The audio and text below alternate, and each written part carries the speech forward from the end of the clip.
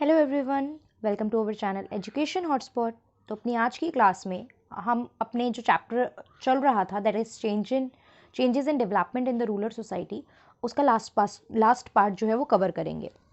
और as I told you कि दिसंबर तक हम लोग कोर्स कंप्लीट करेंगे, ये मैंने आप लोगों को पहले बोला हुआ था।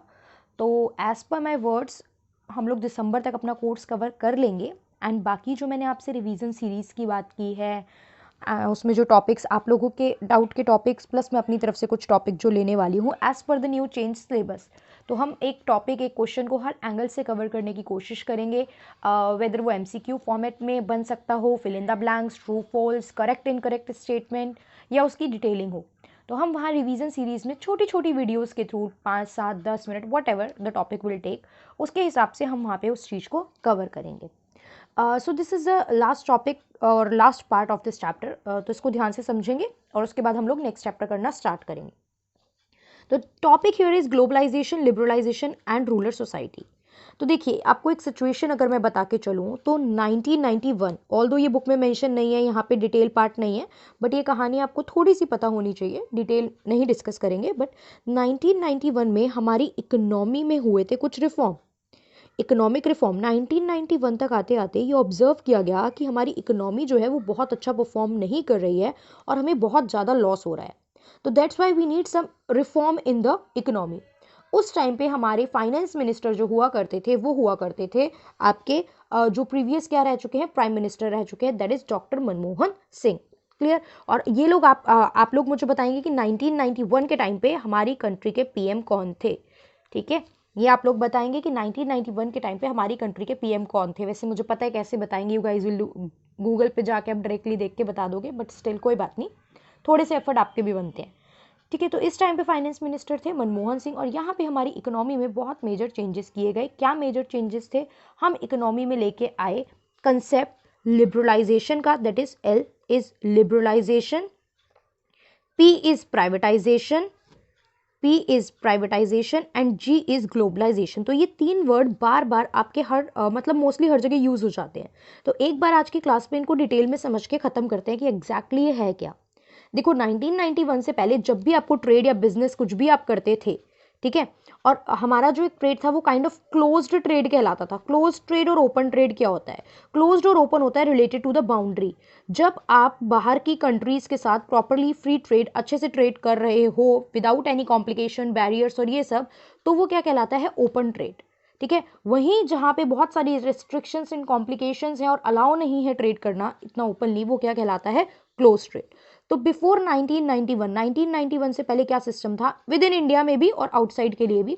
हम लोग फॉलो करते थे एक सिस्टम जिसे हम कहते थे लाइसेंस। मतलब आपको कोई भी काम करना होता था ना, तो आपको क्या लेना पड़ता था? लाइसेंस लेना पड़ता था। एनी वर्क, कोई भी काम कुछ भी स्टैब्लिश करना है तो लोगों को लाइसेंस लेना पड़ता था, और लाइसेंस में फॉर्मेलिटीज एंड ये सब चीज़ें बहुत ज़्यादा थी, पेपर वर्क बहुत ज़्यादा था। तो आधे लोग तो इसी बात को सोच के इरिटेट हो जाते थे, इतना पेपर वर्क और ये सब काम करना पड़ेगा, तो इट्स बेटर कि हम ये काम में इंगेज ही नहीं होते, किसी और के अंडर काम कर लेंगे या फिर किसी और के अंडर काम करेंगे, या फिर क्या कर लेंगे, पर्टिकुलरली अपना कुछ जो बेसिक चीज़ें कर रहे हैं वो कर लेंगे। तो ये हो गया लाइसेंस का कंसेप्ट। अब 1991 में क्या किया गया? इस कॉम्प्लिकेशन को कम करने के लिए और लोगों को काम में और ज़्यादा इंगेज करने के लिए हमने क्या करा? ये जो 1991 में लाइसेंस सिस्टम चल रहा था उसको रिमूव कर दिया, लाइसेंस सिस्टम हटा दिया और हमने इंट्रोड्यूस कर दिया क्या? लिबरलाइजेशन। लिबरल मतलब होता है kind of free, you are free to do the trade now. सिर्फ कुछ सेक्टर्स ऐसे, कुछ एरियाज ऐसे छोड़े गए, जैसे ड्रग्स हो गए, मेडिसिन हो गई, न्यूक्लियर वेपन्स एंड ऑल, ये सब हो गया। यहाँ पे सिर्फ आपको लाइसेंस लेने की ज़रूरत थी, अदरवाइज आपको लाइसेंस लेने की ज़रूरत नहीं है, you are free to do the trade. ठीक है, अब ये सब चैप्टर में नहीं लिखा है, चैप्टर में डायरेक्ट एग्रीकल्चर की बात की है, तो उस पर भी अभी आ रहे हैं, बट प्लीज़ समझ लीजिए, थोड़ा सा क्लियर हो जाएंगी चीज़ें। बिफोर 1991 क्या था? कोटा सिस्टम था। कोटा सिस्टम में क्या था कि आपको पर्टिकुलरली ट्रेड करनी है तो रिजर्व था। कोटा मतलब क्या होता है? एक चीज़ें रिजर्व। तो जितनी भी इंडस्ट्रियल सेक्टर थे ना वो रिजर्व थे पब्लिक सेक्टर के लिए, मतलब only public, only government. Public क्या है? Only government, only government is doing the trade. Private लोग इतने ज़्यादा कामों में एंगेज थे ही नहीं। ठीक है, तो यहाँ पे अब क्या कर दिया गया? अब कर दिया गया प्राइवेटाइजेशन। 1991 के रिफॉर्म के थ्रू प्राइवेटाइजेशन में क्या किया गया? डिसइन्वेस्टमेंट का कंसेप्ट इंट्रोड्यूस किया गया, जिसमें देखो या तो प्राइवेट लोग काम स्टार्ट कर सकते हैं, कंसेप्ट हो गया प्राइवेटाइजेशन। डिसइन्वेस्टमेंट में हो गया जो पब्लिक सेक्टर अंडरटेकिंग थी, जो कंपनीज थी जो उतना अच्छा परफॉर्म नहीं कर रही थी, रिजल्ट उतना अच्छा नहीं दे रही थी, ये कहा गया कि इन्वेस्टमेंट होता है पैसा लगाना, डिसइन्वेस्टमेंट हो गया पैसा वापस लेना। तो यहां से पैसा वापस ले लिया जाएगा और ये किसको, या तो पूरी कंपनी या कंपनी का कुछ हिस्सा प्राइवेट लोगों को बेच दिया जाएगा। तो अब प्राइवेट में एफिशिएंसी ज़्यादा, इफेक्टिवनेस ज़्यादा, लोगों के पास पैसा अच्छे से होगा तो पीपल विल मैनेज प्रॉपर्ली, तो ये सब प्रॉब्लम नहीं आएंगी जो 1991 से पहले चल रही थी। उसके बाद बात आई, पहले चलता था परमिट सिस्टम। क्या चलता था? Permit system. If you want to trade, अगर आपको ट्रेड करना है, you have to take the permission each and every time. आपको प्रॉपर परमिट लेना पड़ता था। इंटरनेशनली ट्रेड की बात कर रहे हैं हम। लेकिन अब यहाँ पे ग्लोबलाइजेशन के थ्रू क्या कर दिया गया? What exactly globalisation means? Globalisation का मतलब होता है इंटीग्रेटिंग द इकोनॉमी, अपनी देश की इकोनॉमी को वर्ल्ड की इकोनॉमी के साथ जोड़ना। किस फॉर्म में? ट्रेड वगैरह प्रॉपर आप कर रहे हो। हमें पता है आज की डेट में भी मैं देखूँ तो मैं अलग अलग कंट्री से अलग अलग चीजें ट्रेड कर रही हूँ। I am not 100% self reliant ना, मैं बहुत कुछ चीजें एक्सपोर्ट कर रही हूँ तो मैं कुछ चीजें इंपोर्ट भी कर रही हूँ। तो ग्लोबलाइजेशन में होता है व्हेन यू आर क्या, integrating your economy with the world economy. और एक ब्रॉडर एस्पेक्ट और आप लोगों का क्लियर करूं जो आगे कुछ चैप्टर में हम लोग देखेंगे भी, कि ग्लोबलाइजेशन सिर्फ गुड्स एंड सर्विसेज का नहीं होता। आज की डेट में सिर्फ सामान ग्लोबलाइज नहीं हो रहा, सिर्फ सामान खरीदा बेचा नहीं जा रहा। ग्लोबलाइजेशन में आज आप देख रहे हो लोग भी बाहर रहने जा रहे हैं, अपनी सर्विसेज दे रहे हैं। मैं बात करूं इंडिया की, तो इंडिया के बहुत सारे लोग, डॉक्टर, इंजीनियर, लॉयर्स, टीचर्स, बहुत से लोग बाहर हैं जो आज अपनी सर्विसेज बाहर कंट्री में दे रहे हैं। ठीक है, पढ़ने के मतलब से भी लोग इधर उधर सेटल हो रहे हैं, तो एजुकेशन पर्पस भी मैं कह सकती हूँ। तो globalisation is not only limited to the goods and services. Globalisation एक बहुत बड़ा, वाइडर एंड ब्रॉडर कंसेप्ट हम कंसीडर करके चलेंगे। Clear? So this is about the LPG, liberalisation, privatisation and globalisation. अब देखो हो क्या रहा था जब एलपीजी का कंसेप्ट हुआ। हम रूरल सोसाइटी की बात कर रहे हैं पूरे चैप्टर में। रूरल सोसाइटी किस पे डिपेंडेंट है? एग्रीकल्चर पे डिपेंडेंट है। तो जब एलपीजी का कंसेप्ट आया, एग्रीकल्चर सेक्टर में क्या इम्पैक्ट पड़ा? एग्रीकल्चर सेक्टर में बाहर से लोग आने लगे। अब कंपनी जो थी, बाहर की कंपनीज देखेंगे अभी क्या होती है, एमएनसीज वगैरह, वो यहाँ पे स्टैब्लिश हुई। तो उनको रॉ मटेरियल चाहिए होगा एग्रीकल्चर लेबर से, फार्मर्स से। ठीक है, तो वो कॉन्टैक्ट करेंगी फार्मर्स वगैरह से इन चीज़ों के लिए। अब एक टर्म और है यहाँ पे, WTO, वर्ल्ड ट्रेड ऑर्गेनाइजेशन। कुछ फैक्चुअल इन्फॉर्मेशन जो शॉर्ट क्वेश्चन 1 वर्ड 1 मार्कर में पूछ सकता है। It full form is world trade organisation. 1995 में इसको इस्टेब्लिश किया गया था। इसका हेडक्वार्टर की मैं बात करूं, इसका हेडक्वार्टर कहाँ पे है? इसका हेडक्वार्टर है जेनेवा, स्विट्जरलैंड में। वर्ल्ड की बात हो रही है तो ये पता होना चाहिए, सिर्फ इंडिया से रिलेटेड ये चीज नहीं है। अब WTO से पहले क्या वर्ल्ड में ट्रेड नहीं होता था? क्या लोग ट्रेड नहीं कर रहे थे? इस संस्था का पार्ट तो नहीं थे अगर ये संस्था 1995 में बनी है। तो इससे पहले कैसे ट्रेड होता था? क्वेश्चन इस फॉर्म में भी आ सकता है।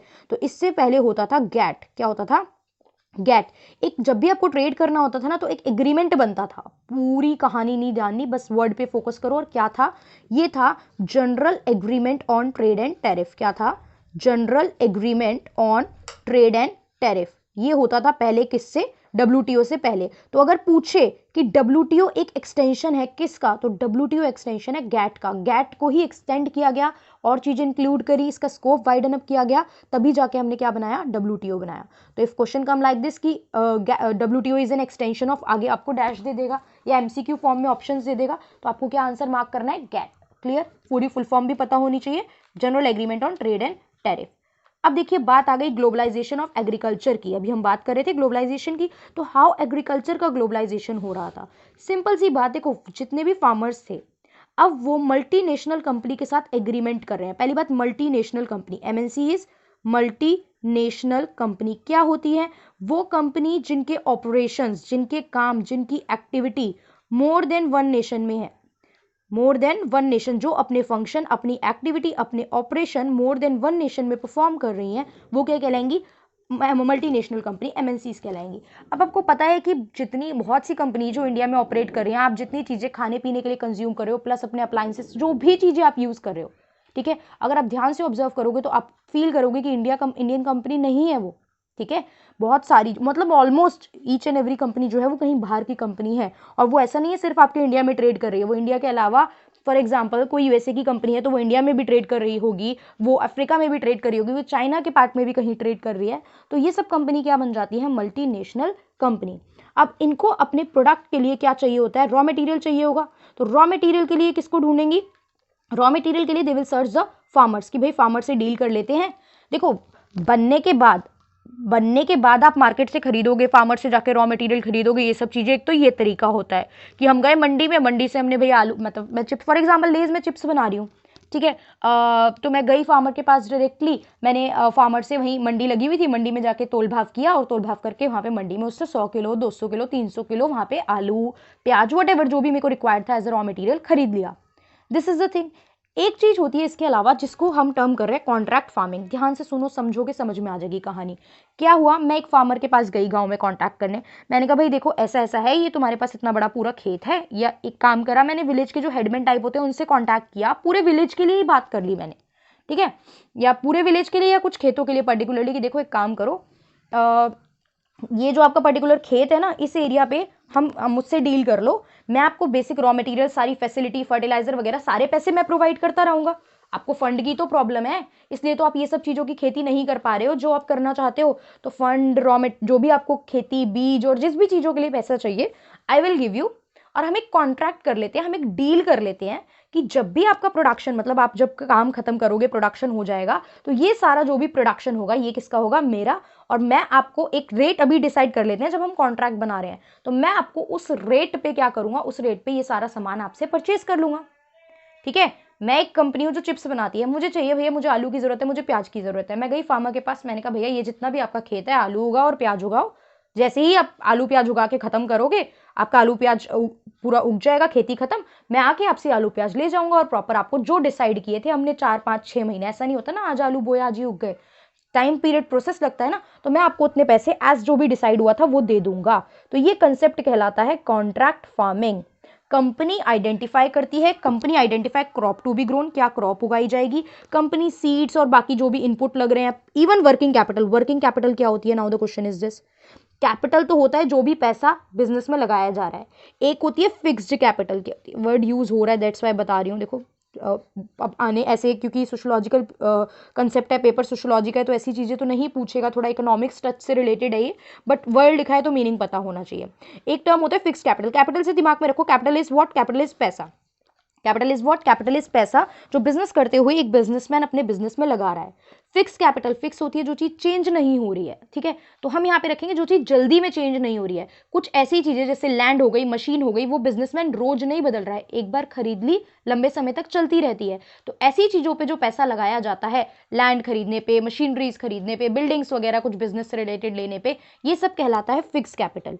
वहीं जो पैसा मुझे रोजाना के लिए चाहिए, ठीक है, डे टू डे एक्टिविटी के लिए मुझे जो पैसा चाहिए होता है, लाइक मुझे जो मेरे खेत में जो काम करेंगे लेबर, उनको वेजेस देने होंगे, ठीक है, ये खर्चा है, प्लस थोड़ा बहुत बीज वगैरह का खर्चा आएगा। ऐसे सब बेसिक खर्चे जो day to day kind of expenses होते हैं। डे टू डे मतलब ये नहीं है कि रोज के, अब हफ्ते भर तक भी काउंट कर लो, ऐसा डे टू डे मतलब रेगुलर एक्सपेंसेस होते हैं जो, ठीक है, वो सारे क्या कहलाते हैं, वर्किंग कैपिटल। तो इवन वर्किंग कैपिटल तक का पैसा आपको कंपनी दे देगी। और कंपनी फार्मर को क्या करते हैं, फार्मर को एक मार्केट मिल गई। अब मेरी झंझट नहीं है कि मुझे मंडी में जाके सोचना पड़ेगा, तोल भाव बोली लगाऊं, ये करूं वो करूं। मेरी टेंशन थोड़ी सी खत्म हो गई कि मुझे पहले से ही पता है मैं उगा रही हूँ और ये माल बिक जाना है। मुझे टेंशन नहीं है कि मेरी सेल नहीं हुई तो क्या होगा, मुझे कौन से गोडाउन में स्टोर करना पड़ेगा, वेयर हाउस में रखना पड़ेगा। Completely no tension on this part, ठीक है। और कंपनी गारंटी करती है कि वो परचेज करेगी, it will purchase produce at a pre determined fix price, ये भी ठीक हो गया। फाइनेंशियल सिक्योरिटी होती है फार्मर को कि भैया पैसा तो मिल ही जाना है, टेंशन की बात नहीं है। एज वेल एज इनसिक्योरिटी, लेकिन एक इनसिक्योरिटी भी होती है कि वो टोटली कंपनी पे डिपेंडेंट होते हैं। अभी ये पार्ट ना लिखा नहीं है, बट मैं इसका दूसरा एंगल आपको भी बता रही हूँ बस, ठीक है। एक तो ये एक्सपोर्ट ओरिएंटेड प्रोसेस होता है। एक्सपोर्ट ओरिएंटेड मतलब जनरली हम एमएनसीज वगैरह को सेल कर रहे हैं, तो हम यहाँ पे ऐसी चीजें उगाते हैं जो हम क्या कर सके, बाहर बेच सकते हैं, एक्सपोर्ट करना, जिनका एक्सपोर्ट ज्यादा होता है। अब इस चीज का डिफरेंट एंगल समझो। कई बार क्या होता है, प्रैक्टिकली बता रही हूँ चीजें, कई बार क्या होता है मार्केट में, कॉन्ट्रैक्ट फार्मिंग में क्या करा, कॉन्ट्रैक्ट तोड़ने की ना एक कॉस्ट होती है। जब आप एक कॉन्ट्रैक्ट तोड़ते हो ना, उसकी एक कॉस्ट होती है। अब मान लो दोनों के पर्सपेक्टिव से समझाऊंगी। देखो अभी फार्म बिल का पंगा भी चल रहा है ना, उसमें एक ये वाला पॉइंट भी है। ये पॉइंट क्या है उसमें, ये पॉइंट ये है कि मान लो मैं एक फार्मर हूं, अभी मैं एक फार्मर हूं, मैंने एक कॉन्ट्रैक्ट आपके साथ साइन कर लिया कंपनी के साथ, ठीक है। उसमें कुछ भी पर्टिकुलर प्राइस डिसाइड हुआ, मान लो 10 रुपए kilo for example, let's say ₹10 पर केजी डिसाइड हुआ था कि हम ₹10 पर केजी पे आपसे ये 100 किलो 200 किलो 150 किलो आलू ले लेंगे। बट अब हुआ ये कि मार्केट में जब 4 महीने बाद आपने आलू वालू उगाए, जो भी करा, मेरे को देने डिलीवर करने की बारी आई, मार्केट में आलू का प्राइस हो गया 20 रुपए। क्यों बढ़ गया, क्या हो गया, दैट इज नॉट द कहानी हेयर, बट 20 रुपए किलो हो गया। अब ऐसे केस में किसान को हो गया नुकसान कि भैया मैं तो कंपनी को 10 रुपए किलो में बेच रहा हूँ, बिकॉज 4 महीने पहले जो कॉन्ट्रैक्ट हुआ था उसमें हमने 10 रुपए किलो लिख लिया था, लेकिन आज की डेट में प्राइस आलू का हो गया है 20 रुपए किलो। तो ये तो मुझे सीधा सीधा 10 रुपए का 1 किलो पे नुकसान हो रहा है यहाँ पे, राइट।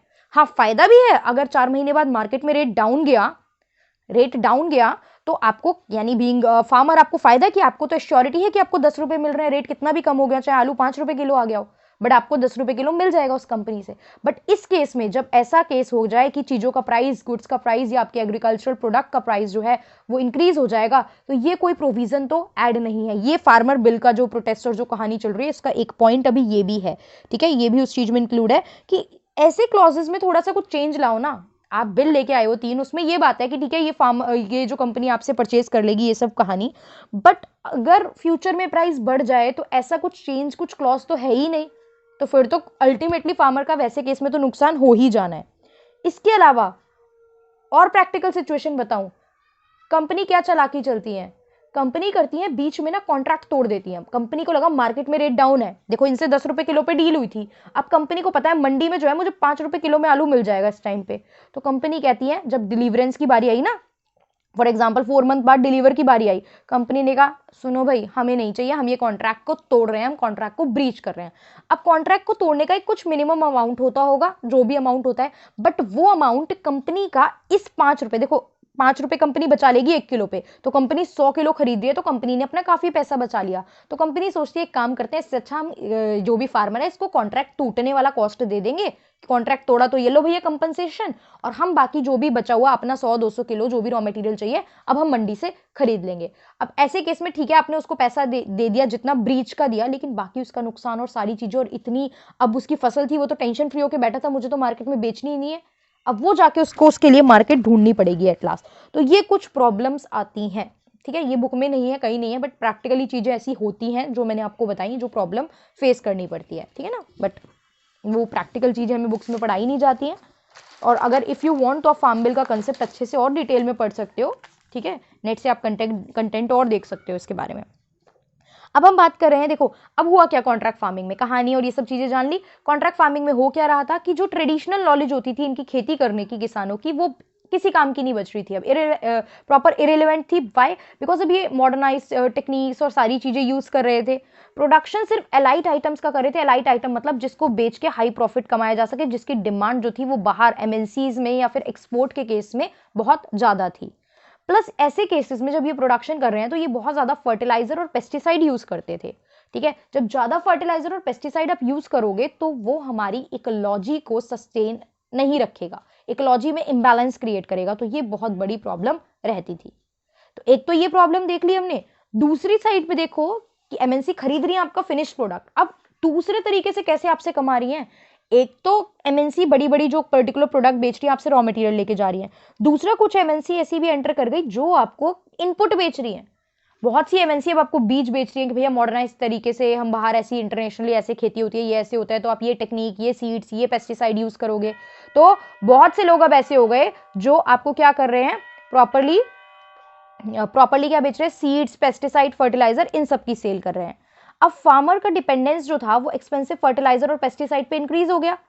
अब फार्मर प्योरली इनके सीड्स, इनके पेस्टिसाइड पे डिपेंडेंट हो गए। इस वजह से जब यहाँ पे फार्मर की कॉस्ट बढ़ गई, तो अब कॉस्ट जब इंक्रीज हो जाएगी, अल्टीमेटली इनकम, पैसा तो उतना ही है ना उनके हाथ में, तो उनका जो प्रॉफिट का मार्जिन था वो क्या हो गया, कम हो गया। और इस वजह से जब प्रॉफिट का मार्जिन कम हो गया, इनकम टोटली कम होने लगी, तो फार्मर को उधार लेना पड़ा। फार्मर उधार लेते थे, कई बार अगर क्रॉप फेल हो गई, फार्मर उगा नहीं पाए, बिकॉज इतना ज़्यादा टेक्निकली चीज़ें अच्छी नहीं थी, नेचर पे डिपेंडेंसी ज़्यादा थी, तो फार्मर चुका नहीं पाता था वो पैसा, मतलब उधार लिया, इनकम अगली बार अच्छी नहीं हुई, क्रॉप फेल हो गया, तो इस तरीके से उस डेप्ट पे इंटरेस्ट बढ़ता रहता था, और उस डेप्ट को चुकाने के लिए उस बेचारे फार्मर को कहीं और से कुछ और पैसा उधार ही लेना पड़ता था। तो ऐसे केस में फार्मर्स जो होते थे वो डेप्ट ट्रैप में फंस जाते थे। देखते हैं ना हम आज की डेट में हम खा पी रहे हैं, वाई? बिकॉज फार्मर्स जो हैं वो फार्मिंग कर रहे हैं, still the situation of the farmer is not good. कुछ फार्मर है जो रिच एंड एलाइट है, बाकी आज की डेट में भी हम केस सुनते हैं बहुत ज्यादा फार्मर सुसाइड के, फार्मर आर डूइंग सुसाइड। क्यों कर रहे हैं? बिकॉज प्रोडक्शन नहीं है, कल्टिवेशन नहीं मिल पा रही, क्रॉप का अमाउंट उतना नहीं मिल रहा, पैसे नहीं है, प्रेशर क्रिएट हो जाता है। ठीक है, वैसे एक इन्फॉर्मेशन अगर मैं आपको दूं, यहाँ पे तो डिस्कस नहीं कर सकते थे, बट एक प्रॉपर रिपोर्ट है, मुझे अगर वो इमेज मिल जाएगी तो I will share it with you guys, कि जनरली प्रेशर के बर्डन में आके फार्मर कम सुसाइड कर रहा है। अब यहाँ पे डायरेक्ट इनकम से डायरेक्ट रिलेशन नहीं है, फैमिली बर्डन में ज़्यादा चीज़ें यहाँ पे लिखी हैं। Family burden kind of what? Crop failure reason नहीं है, मतलब हो सकता है रीज़न हो कि शादी करनी थी, नहीं कर पा रहे हैं, पैसा मतलब डोरी चलती है, ऑब्वियस बात है ना, वहाँ पे तो रूरल एरिया में क्या अर्बन में भी चल रही है, तो वो नहीं दे पाए। तो एक जो कॉलम परसेंटेज जो शो की जा रही है ना, वो पर्सनल रीज़न की ज़्यादा परसेंटेज है। मैं एक ग्राफ शेयर करूंगी अगर मुझे इनकेस मिल जाता है तो, बट जो एक रिसर्च के अकॉर्डिंग, सर्वे के अकॉर्डिंग, बेसिकली नॉट रिसर्च, सर्वे के अकॉर्डिंग एक डेटा है जिसमें ये लिखा गया है कि पर्सनल प्रॉब्लम की वजह से सुसाइड कंपैरेटिवली ज़्यादा हो रहे हैं। तो मतलब क्रॉप फेलियर का दुख तो इंसान उस टाइम पे झेल गया, बट घर में बेटी की शादी टूट गई, बच्चों को पढ़ाई करानी थी, वो पढ़ाई कराने आगे नहीं भेज पा रहे हैं, पैसे ही नहीं है, तो ये सब चीज़ें हो सकता है। अल्टीमेट रीज़न तो इसका वही था ना कि अर्निंग नहीं हो पा रही है, राइट। तो फार्मर के साथ इशू देखें तो क्या होते हैं भाई? सूखा पड़ जाता है, क्रॉप फेल हो जाती है, उधार ले लेते हैं, और ये सब अल्टीमेटली क्या करते हैं? They all lead to the farmer suicide, they all lead to the farmer suicide. अब ये मैट्रिक्स इवेंट मतलब जनरली कनेक्शन है, ये सब चीजें साइमल्टेनियसली हो रही हैं। इससे ये हुआ, ड्राफ्ट हुई तो क्रॉप फेलियर हुआ, क्रॉप फेलियर हुआ तो उनको डेप्ट उधार लेना पड़ा तो ट्रैप में फंस गए, एंड देन फिर ultimately they have left with no choice. तो अल्टीमेटली इतना प्रेशर हो जाता है कि क्या होता है, बहुत से फार्मर को हमें क्या देखना पड़ता है? फार्मर सुसाइड का केस देखना पड़ता है। यहाँ पे अब क्या हुआ? कॉस्ट ऑफ प्रोडक्शन तो बढ़ गई इनकी। क्यों? क्योंकि अब गवर्नमेंट ने रोल कम कर दिया। यहाँ पे देखा जा रहा है कि प्राइवेटाइजेशन, लोग आ गए, ये सब आने लगी, एमएनसी वगैरह, गवर्नमेंट का रोल कंपैरेटिवली कम हो गया।